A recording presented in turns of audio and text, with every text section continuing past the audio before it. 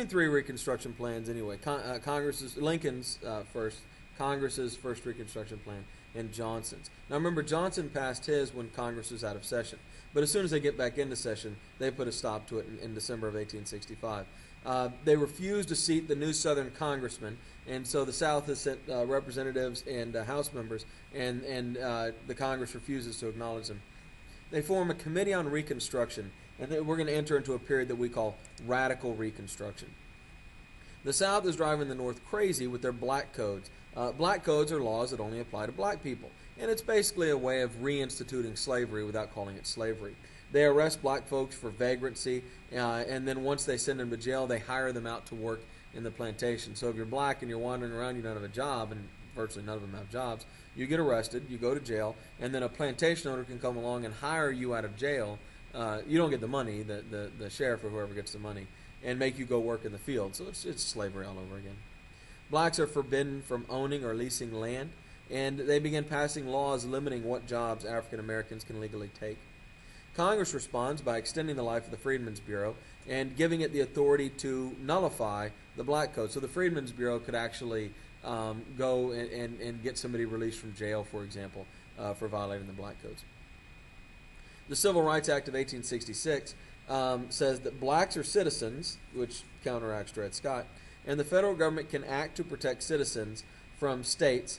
Johnson vetoes the bill, and Congress overrides it. Because the South is treating black people as if they are some other type of citizen, as if they don't have full rights, we're going to get the 14th Amendment. This comes out of Congress's Committee on Reconstruction, and it defines citizenship. It says if you were born in this country, you are a citizen.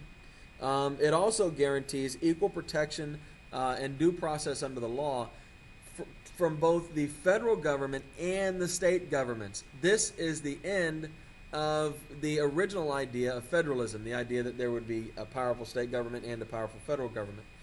That's really going to die here with the 14th Amendment, because now the Constitution and the Bill of Rights and things are eventually going to be applied to the state level, which means the federal government can tell the states what to do, which is in some ways is what this war was about. It was about slavery, don't get me wrong, but it was also about that as well.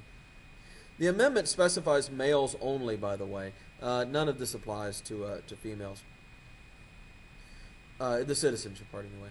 Former Confederate congressmen and other high leaders need 2/3 of a vote of Congress to hold state or federal office. So if Robert E. Lee ever wanted to be the governor of Virginia, 2/3 of the U.S. Congress would have to say that was okay. Any southern state who ratifies the 14th Amendment will automatically be put back into the Union, but only Tennessee does this. Tennessee, by the way, will meet every Reconstruction plan, but won't be admitted until the end, officially. The amendment is unable to pass without the South, because here's the interesting thing. The North doesn't really want it either. Race riots break out across the South in response to this.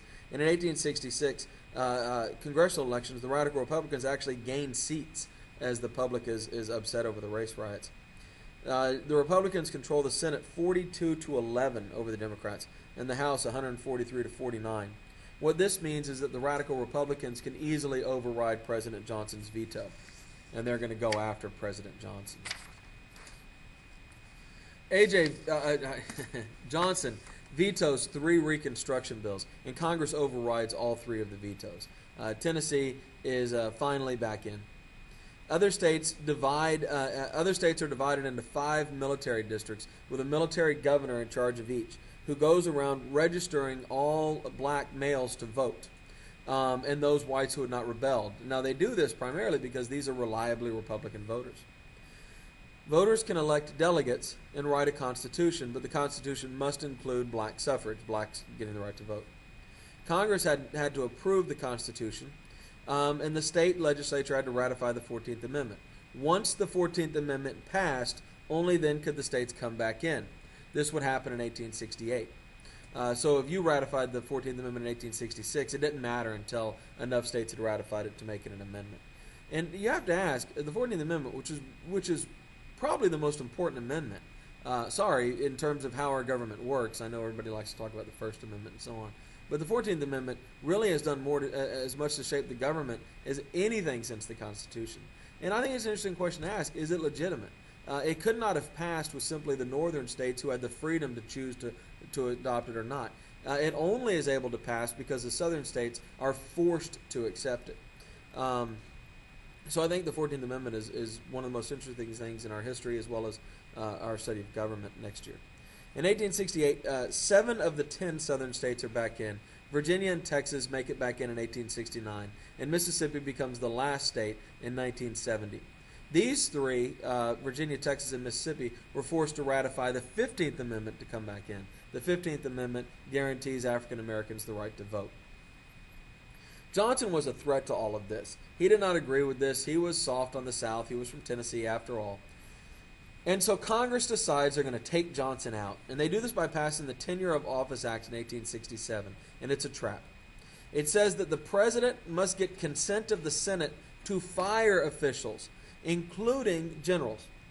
And they did this because they knew that he was about to fire his Secretary of War and some of the his Secretary of War, Stanton. The Command of the Army Act, makes it so that he has to get Senate approval to hire or fire generals. And he's planning on firing U.S. Grant, and everybody knows it. And so Johnson, this law is clearly unconstitutional. The Congress can't simply take away the president's power. That violates separation of powers. So they put Johnson in the position of either violating the law and accepting this unconstitutional power grab by Congress, or putting himself up to be impeached. They are angered over Ex parte Milligan, which says it's a court ruling that says no military tribunals can happen where civilian courts exist. And the Congress knew they were violating the Constitution. Congress passes laws requiring 2/3 of justices to overturn acts of Congress. And so here they're trying to redefine the powers of the Supreme Court, also wildly unconstitutional. They denied court jurisdiction on Reconstruction cases. They reduced the membership of the Supreme Court to 3, or they discussed reducing the membership of the Supreme Court to 3, getting rid of the ones they don't like, or abolishing the Supreme Court altogether, which is a bit of an issue because the Supreme Court is in the Constitution. For 2 years, the court simply refused to take Reconstruction cases as a protest to Congress's out-of-control behavior.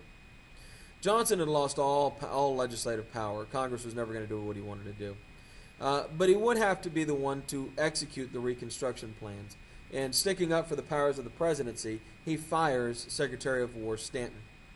Congress files impeachment charges saying that he has now broken the law. He's violated the Tenure of Office Act.